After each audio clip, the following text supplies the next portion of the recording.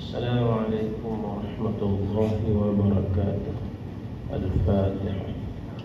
أعوذ بالله من الشيطان الرجيم. بسم الله الرحمن الرحيم.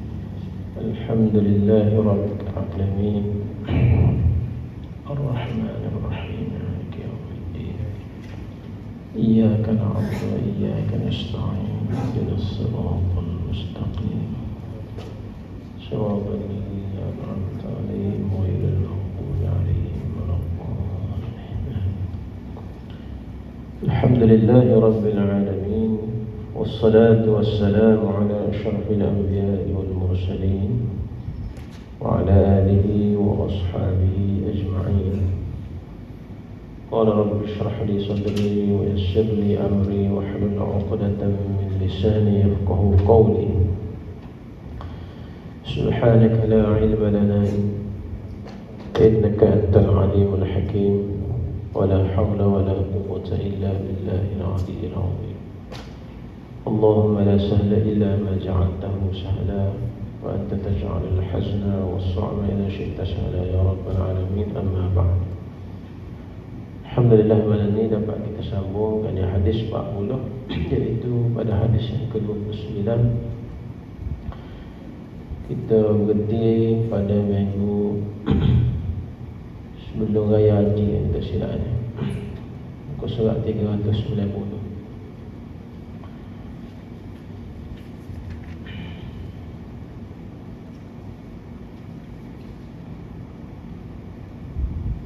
Iaitu kita masih lagi membicarakan tentang fiqhul hadis, bagaimana kita dapat memahami hadis dan petunjuknya.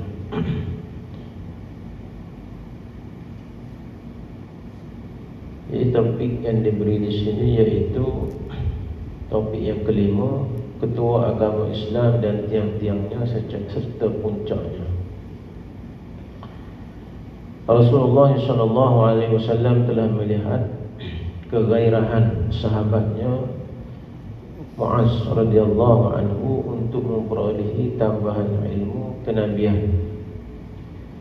Lalu Rasulullah SAW menambahkan baginya ma'rifah yang jelas dengan mengemukakan perumpamaan.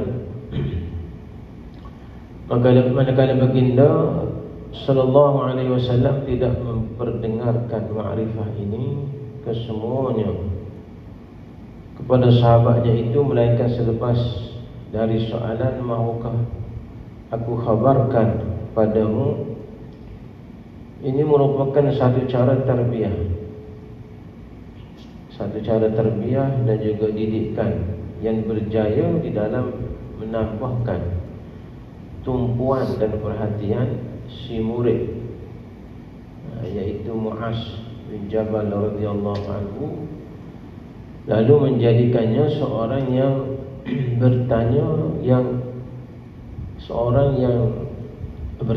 yang amat ingin mendengarkan akan jawabannya, bukannya sekadar seorang pendengar yang alfa. Adapun makrifat kenabian itu adalah seperti berikut. Ini bahagian ini dasarkan kepada hadis Nabi kita sallallahu alaihi wasallam. Ala ukhbiruka bi ra'sil amri wa amudihi wa zirwati sanami. Kemudian Rasulullah bersabda, yakni dia bertanyakan Nabi sallallahu alaihi wasallam, tidakkah kamu mahu aku beritahukan akan engkau wahai Mu'az bi ra'sil amri, dengan kepala bagi segala urusan. Penterjemah ni memberi terjemah sebagai ketua. Ra'su tu dia terjemah sebagai ketua. Ra'su tu memberi maksud kepala. Ra'sun, kepala, iaitu perkara yang paling atas dan paling tinggi pada tubuh badan seorang manusia. Ra'sul amri al-islam wa amudihi, bi ra'sil amri wa amudihi, dengan kepala bagi segala urusan dan tiangnya, wazir wati sanamihi, dan tempat yang paling tinggi. Qultu bala ya Rasulullah. Lalu Rasulullah berkata, aku berkata kepada Rasulullah, yakni Muaz menjawab kepada Rasulullah sallallahu alaihi wasallam, bala ya Rasulullah. Bahkan wahai Rasulullah. Maknanya dia nak dengar apa yang diberitahu, yang ditanya oleh Nabi kita sallallahu alaihi wasallam. Jadi huraian penulis kita ini beritahu kepada kita bagaimana cara dan kaedah yang ditunjukkan oleh Nabi kita sallallahu alaihi wasallam daripada segi metodologi pendidikan lah. Bagaimana Nabi kita bertanyakan Muaz bin Jabal, yang pada waktu yang sama dia lihat Muaz tu begitu berkeinginan untuk tahu lebih lanjut tentang agama Allah Subhanahu Wa Taala. Nabi boleh memahami perasaan, kehendak muridnya Muaz bin Jabal dan sahabat Nabi sallallahu alaihi wasallam, kemahuan dia untuk menambahkan lagi ma'rifah, ilmu. Cuma Nabi tak ayat selalu dia beritahu di sini, tapi Nabi tanya. Nabi tanya. Nabi tanya kepada Muaz, adakah kamu ingin tahu? Jika kamu ingin tahu, aku ingin khabarkan kepada kamu. Ibarat kita kata orang ngatuk, kemudian kita wibantah. Assalamualaikum. Seperti menyuruh batal kepada orang yang mengatur. Dalam bab ni maknanya Nabi memahami waqi', Nabi memahami keadaan. Mana kesempatan yang ada tu, Nabi mengambil kesempatan sana dengan sebaik mungkin, boleh menyampaikan ilmu tersebut dalam keadaan muridnya yang berkeinginan yang tinggi nak tahu. Kita juga sebagai pendakwah, sebagai ibu, sebagai bapa, kita boleh tengok waqi', keadaan, situasi dengan anak-anak kita, di mana dia boleh terima pendidikan sana, ilmu sana yang kita nak raya. Dalam keadaan tertentu mungkin dia tak boleh terima. Waktu itulah kita nak paksa dia, nak sombak dalam minda dia, pada dia menyebabkan dia memberontak. Dia memberontak. Balas balik kita. Tapi dalam keadaan tertentu dia nak tahu sangat. Kita boleh baca sebenarnya. Kita sebagai ibu bapa boleh baca. Sebagai guru di sekolah kita juga. Sebagai pendakwah, sebagai tok imam ke, tok lebah dan sebagainya di kampung, kita boleh kenal. Tiba-tiba kita kata celak dia nak tahu tu, kita pun tak tahu. Kita tak royak, rugi. Mungkin waktu tu kalau kita royak, dia boleh terima dengan hati yang terbuka, mudah faham dan sebagainya. Itulah yang diajar oleh Nabi kita sallallahu alaihi wasallam. Sehingga Muaz kata bala. Bala ni bukan jawapan biasa, bala. Kalau jawapan biasa na'am ya. Bala bahkan ni maknanya satu jawapan yang bersungguh-sungguh oleh Muaz. Nak tahu semati ya Rasulullah. Dia jawab bala ni sebenarnya sebab soalan tu ala ukhbiruka. Soalan tu sendiri bertepatan dengan jawapan lah. Kalau dia jawab na'am di sini jadi la pula. Dalam Quran ada kan alaysallahu bi ahkamil hakimin. Dalam Quran ada bala wa ana ala zalika minasyahidin. Kita jawab ni. Kalau orang tanya alaysa apa-apalah. Bukan kamu sekian-sekian. Kalau kita jawab na'am, dia bermaksud tidak. Na'am sebenarnya maksud ya, tapi dalam jawapan yang tepat ni jadi tidak. Dan jadi kena faham juga dari segi bahasa. Jadi betul lah dia jawab tu bala, bahkan dia nak tahu. Jadi di situ kita boleh ambil faham daripada hadis. Nabi mengajar kita metodologi pendidikan ni, kaedah. Kita kata pedagogi, orang sebut dah. Zaman lalu ni panggil pedagogi, metodologi, macam-macam dah. Pendidikan yang mana pada masa dan waktu tertentu yang sangat sesuai untuk kita sampaikan dan diterima oleh orang yang mendengar, si murid saya ni, iaitu Muaz bin Jabal. Jadi apakah benda yang ingin diketahui Nabi kita yang dikenal dengan ma'rifah itu? Ma'rifah itu maknanya ilmu pengetahuan lah. Ma'rifah itu bahasa Arab. Ma'rifah itu maknanya ilmu pengetahuan yang datang daripada Nabi Muhammad SAW itu. Yang pertamanya disebut sini, ketua agama ialah Islam. Itu cuma ketua agama Islam dalam kitab ni. Maknanya Ra'sul Amri Al-Islam. Ra'sul ni kepala. Maknanya perkara pertama yang diberitahu oleh Nabi dalam hadis ni, dia kata Ra'sul Amri Al-Islamu. Kepala bagi semua perkara ialah agama Islam. Penterjemah kitab dia tulis di sini ketua. Ketua ni kepala lah. Kepala segala urusan ialah Al-Islam. Telah diriwayatkan tafsir tentang perkara ini dalam hadis Muaz radhiyallahu anhu, yang telah diriwayatkan oleh Al-Imam Ahmad daripada Nabi SAW dalam sabda, inna ra'sa hadzal amri an tashhada an la ilaha illallah wahdahu la syarika lah wa anna Muhammadan abduhu wa rasuluh. Maksudnya, sesungguhnya kepala, kita jumpa kepala pun di sini. Bagi urusan ini adalah engkau bersaksi bahawa tiada Tuhan melainkan Allah yang Maha Esa, tiada sekutu untuknya, dan sesungguhnya Muhammad adalah hamba dan pesuruhnya. Jadi dalam hadis ini dia cerita kepala bagi segala urusan itu ucapkan dua kalimah syahadah, yakni Islam. Iaitu kepala bagi agama ini adalah dua kalimah syahadah. Tashhadu an la ilaha illallah wahdahu la syarika lah wa anna Muhammadan abduhu wa rasuluh. Kepala, benda yang paling tinggi, yang utama dalam semua perkara. Maka barang siapa tidak berikrar dengannya secara batin dan zahir, maknanya zahir itu kita sebut ucap dengan mulut kita, dengan batin i'tiqad kita yang betul dalam hati kita, yakin 100%.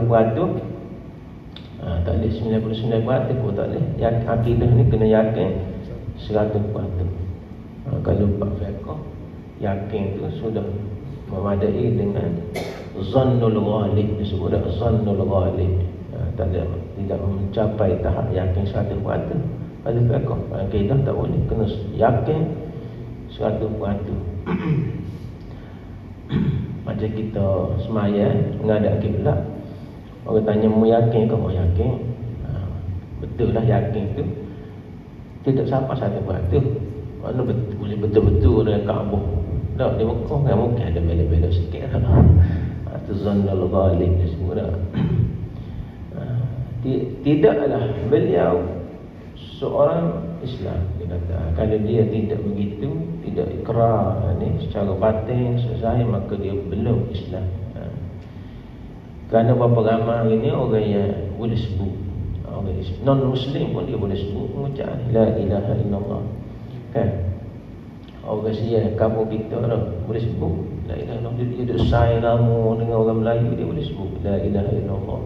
Dia sebut apa ni, Masya Allah, Insya Allah, biasa dia sebut tu. Tapi lidah dia sahaja, tidak sampai yakin di dalam hati. Dan dikatakan sesungguhnya kepala agama yang telah diutuskan bersama Rasulullah sallallahu alaihi wasallam adalah agama Islam dengan rukun-rukunnya yang 5. Kalau kita lihat dalam hadis yang lain, Nabi kita sallallahu alaihi wasallam menyebut al-Islam ya'lu wa la yu'la alaihi. Ini kita je dengar, dia merupakan salah satu daripada kaedah umum. Al-Islam ya'lu wa la yu'la alaihi. Agama Islam itu ataupun Islam itu tinggi sifat dia, dan tidak ada yang tinggi lebih mengatasinya. Itu. Sebab itu kita kata Al-Quran tu tak boleh tak kena tak tinggi. Atas sekali kalau kita susun atas rak tu, Quran sana biar dia duduk paling atas sekali. Jangan letak bawah pada orang lain. Itu Quran kaitan dengan Islam. Benda-benda lain pun dalam kehidupan kita, Islam itu paling tinggi, paling utama dan paling asas. Sebagaimana dikatakan waktu Nabi kita sallallahu alaihi wasallam berhijrah ke Mekah. Ini mulai hijrah ni lah. Akhirnya awal Muharram, 1 Muharram ini, 1 Muharram sempurna Nabi kita hijrah dari Mekah ke Madinah.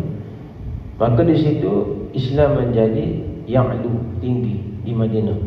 Waktu Nabi kita sallallahu alaihi wasallam berada di Mekah, agama Islam ini ditindas, ditekan oleh kaum Quraisy Mekah, menyebabkan orang Islam pada waktu itu ketakutan, lari menusuk, nak ibadat pun takut. Bahkan kalau diketahui oleh kaum Quraisy, diseksa, diazab. Di antaranya Bilal bin Rabah dijemur tengah panas, diletak batu di dada. Ammar bin Yasir, ramai lagi di kalangan para sahabat yang diseksa. Yang mana waktu itu keadaan Islam itu sangat-sangat terhina dan dipijak. Waktu zaman Mekah sebelum hijrah. Selepas Nabi kita hijrah, maka Islam menjadi tinggi. Itu disebut Islam ya'lu wa la yu'la alaih. Dan Allah Subhanahu wa taala memberi jaminan dalam ayat Al-Quran, bila berlaku satu peperangan, Allah Taala kata wala tahinu wala tahzanu. Jangan sekali-kali kamu wahai orang beriman merasa hina, wala tahzanu, dan merasa sedih, duka cita, wa antumul a'laun, sedangkan kamu semua adalah yang paling tinggi, yang paling mulia adalah kita. In kuntum mu'minin, jika kamu beriman. Tapi kadang-kadang kita dalam kehidupan merasa diri kita tu hina, rendah pada orang lain, sedangkan kita adalah orang yang paling mulia, paling tinggi di sisi Allah Subhanahu wa taala. Kedudukan kita berbanding dengan agama lain. Sebab disebut al-Islam yartafi'u 'ala al-adyan kulliha. Agama Islam itu tinggi, mengatasi seluruh agama-agama lain. Dalam ayat yang lain Allah Ta'ala sebut azillatin 'alal mu'minin, a'izzatin 'alal kafirin. Orang beriman itu dia merendah diri sesama mukmin, dia izzah, lebih mulia ke atas orang yang kafir.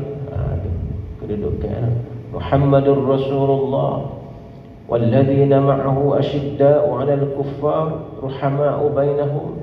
Nabi Muhammad SAW itu sebagai Rasulullah, dan orang yang bersamanya, mereka itu bersikap keras dan tegas terhadap orang kafir, dan bersikap mesra ataupun kasih sayang, belas kasihan sesama orang Islam, sesama mereka, yang ini sesama umat Islam.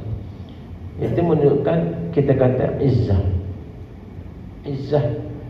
Dan Umar radhiyallahu anhu pernah berkhutbah, berpidato di hadapan orang beriman, orang Islam, waktu dia menjadi khalifah Islam yang ketiga. Inna kunna adalla qaumin fa'azzana Allah bil Islam, famahama bitaghayna al-izzah bighairi ma a'azzana Allah wa bihi adallana Allah. Dia kata kita ni sebelum ni adalah kaum yang sangat hina. Umar kata sebelum ni makna sebelum datangnya Islam. Waktu dalam keadaan mereka berada dalam kejahilan, disebut sebagai jahiliyah. Mereka makan bangkai, mereka berzina, mereka minum arak, mereka menipu, berbohong. Itu zaman jahiliyah. Umar cerita, kunna azalla qaumi, kami ni kaum paling hina. Fa'azzana Allah bil Islam, lalu Allah Ta'ala memuliakan kita mengangkatkan kita, meninggikan kita dengan apa? Dengan Islam. Kita jadi mulia, kita jadi tinggi, jadi hebat dengan Islam. Lalu dia beri peringatan pada orang Islam pada waktu itu, famahma bataghanna al-izzah bighairi ma 'azzana Allah bihi azallana Allah. Maka jika kita mencari kemuliaan itu selain daripada kemuliaan yang diizinkan oleh Allah SWT, yakni Islam ini, azallana Allah, nescaya Allah akan menghina balik kita. Mana waktu ini Umar beri amaran kepada orang Islam pada waktu itu. Dia kata jangan sekali-kali tinggal Islam itu. Walau apa pun terjadi, jangan kita tinggal Islam. Kerana apabila kita meninggalkan agama yang mulia, Islam itu, Allah Ta'ala akan menghina kita. Itu maksud yang dimaksudkan oleh Umar Al-Khattab. Allah Ta'ala berfirman juga, walillahil izzatu li rasulihi walil mu'minin. Dan bagi Allah jualah kemuliaan dan kekuatan, dan bagi Rasulnya dan bagi orang yang beriman. Kita orang beriman ini ada kemuliaan, dan kemuliaan itu milik kita. Dengan apa? Dengan Islam. Itu. Sebab itulah kalau kita nak kuat-kuat guna speaker contohnya, jangan ada orang yang rasa gagal, bising, bosan. Sebab itu adalah izzah kita. Lepas kita pula kalau orang mari tegur, dia kata slow sikit speaker tu, tak nak tidur, kita pun slow ikut dia. Maka waktu itu kita tidak ada izzah. Sedangkan Islam itu izzah. Islam ya'lu wa la yu'la, tinggi. Dia mengatasi. Dan azan itu tidak logiklah mengganggu. Sebab 5 waktu tu waktu orang tak tidur lagi. Waktu maghrib, waktu isya, subuh, asar. Kecuali pukul 2 pagi, 3 pagi memang tak betul. Salah dah. Agama pula kan.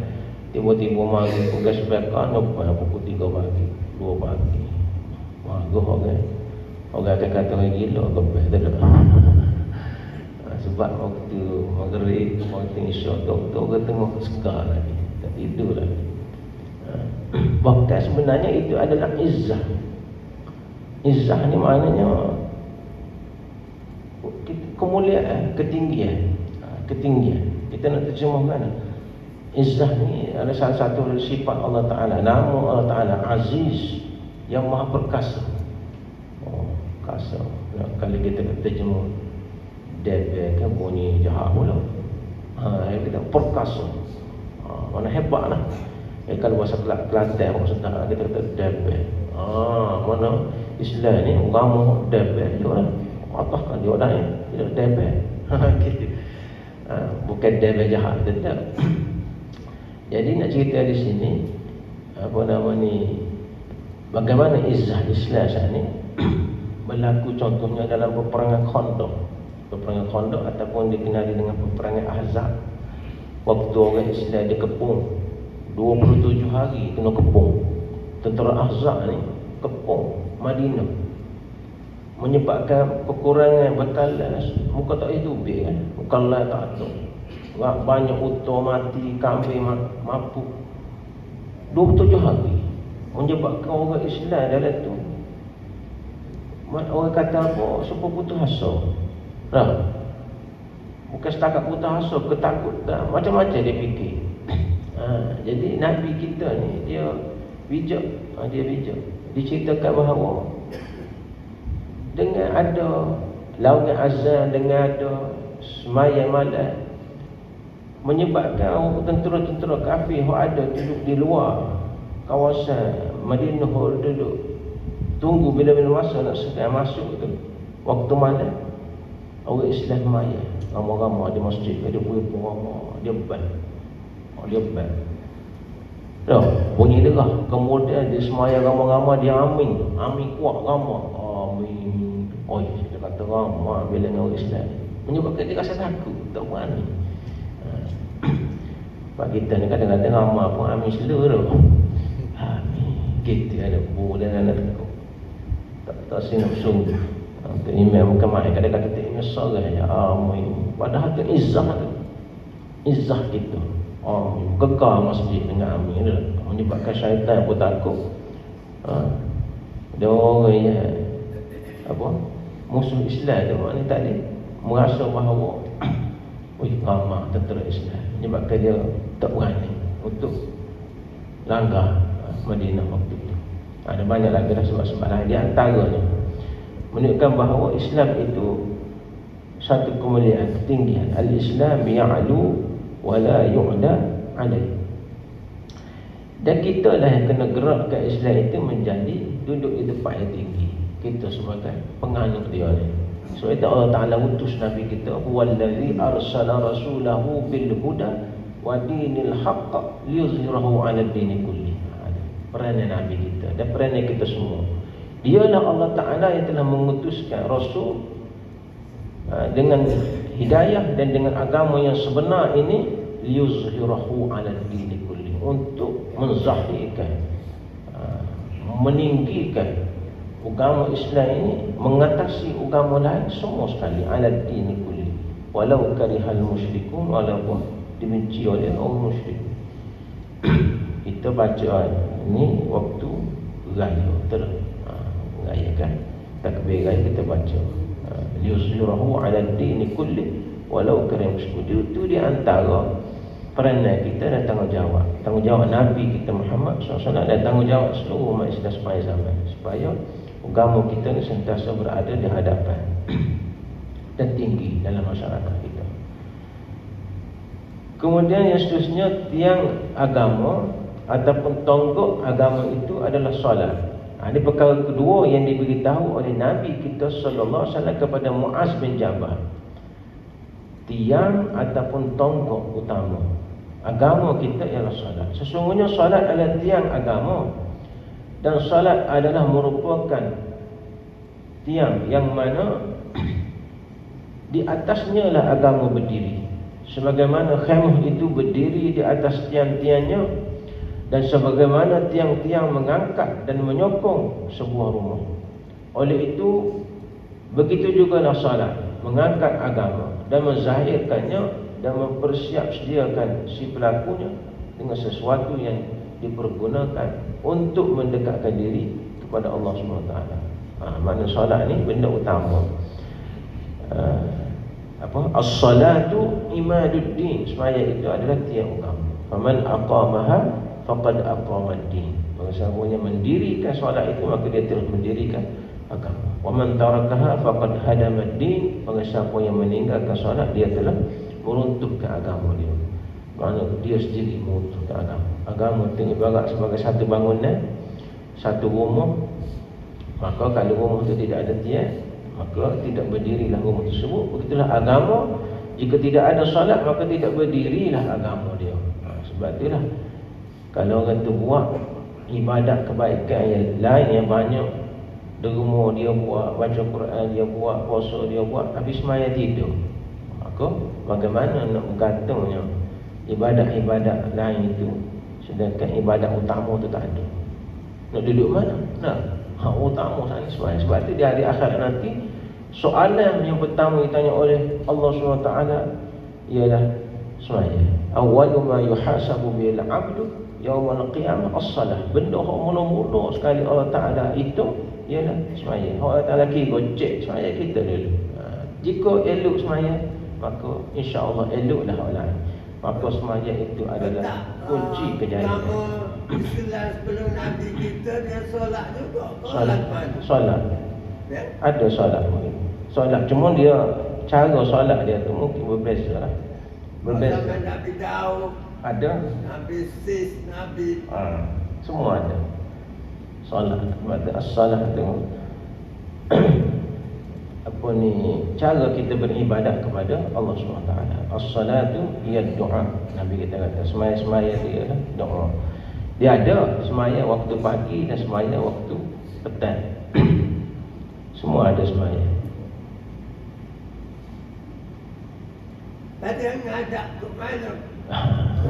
Kita ni ngadap pada kiblat. Iya. Baitullah. Orang sampai gitu Nggak ada kursi. saya saja dia tanya. Kan Dia syariat apa ni umat Nabi dulu tak serupa kita lah.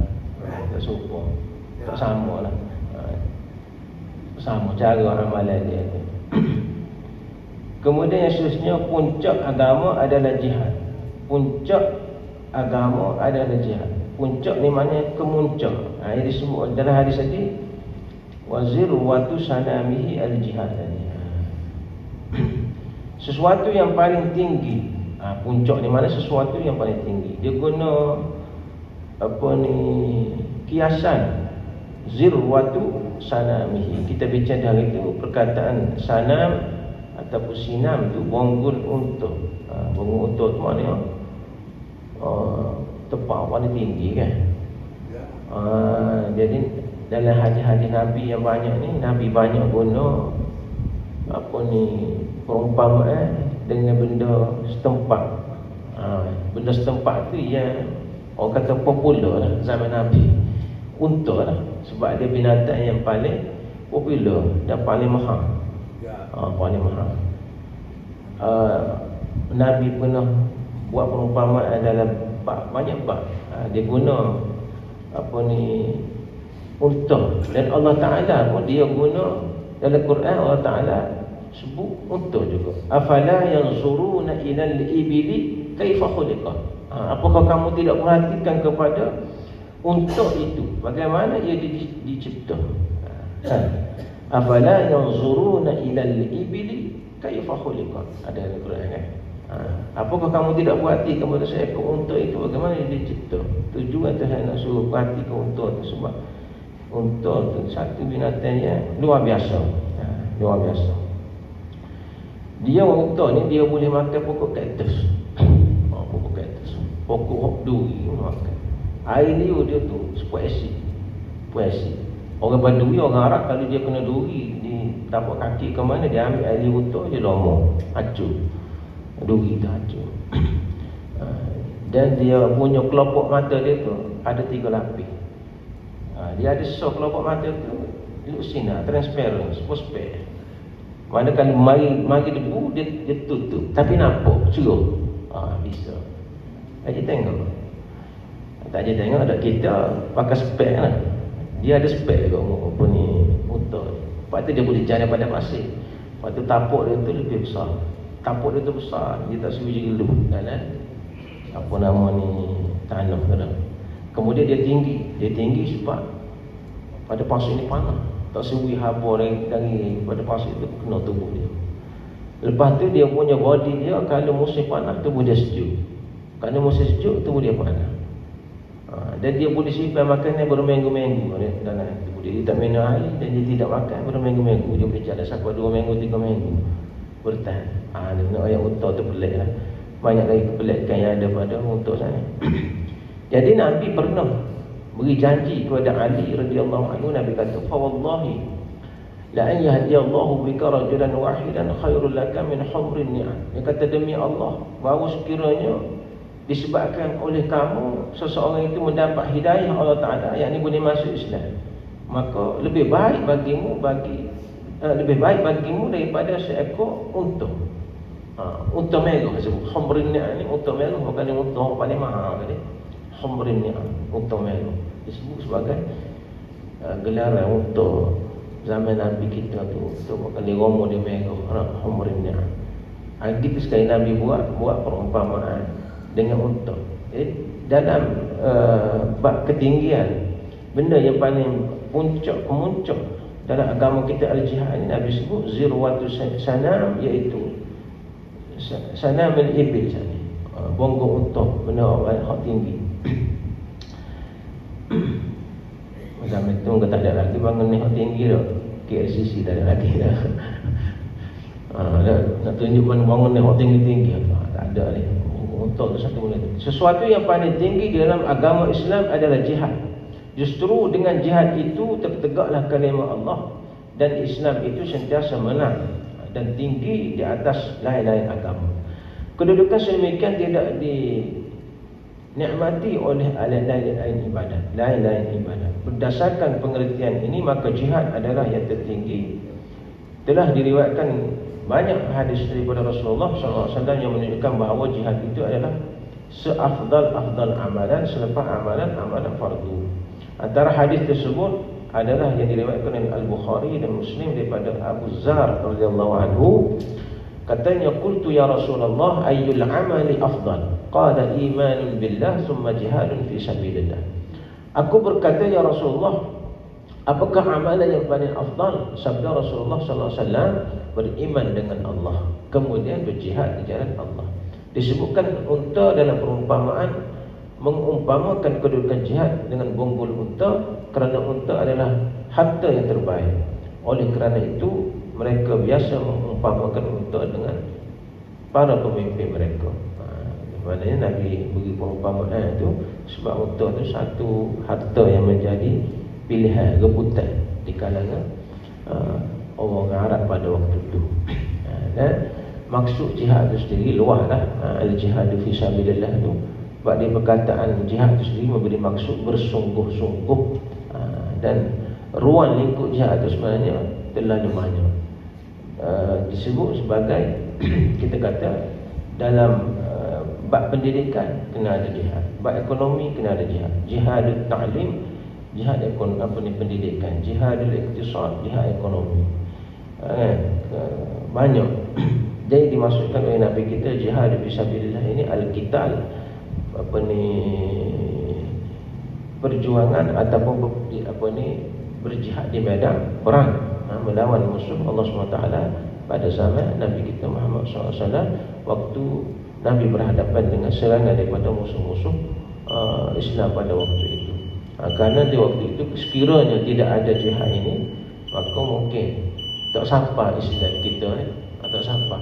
Nabi kita berperang di jalan Allah SWT ini, berjuang di medan perangnya, boleh dikatakan setiap tahun selepas Nabi berpindah pergi ke Madinah, ada semua siri peperangan. Bermula dengan Badar Kubra, Badar Sughra. Badar itu sendiri berapa siri Badar, berapa siri peperangan Badar, hak kecil-kecil. Hak besar tu Badar Kubra, berlaku pada bulan Ramadan, 17 Ramadan. Kemudian berlaku pula lepas tu siri Badar-Badar hak kecil-kecil, perang situ, perang sini, dengan tujuan untuk meninggikan kalimah Allah SWT, li'ila'i kalimatillah liyal ulya.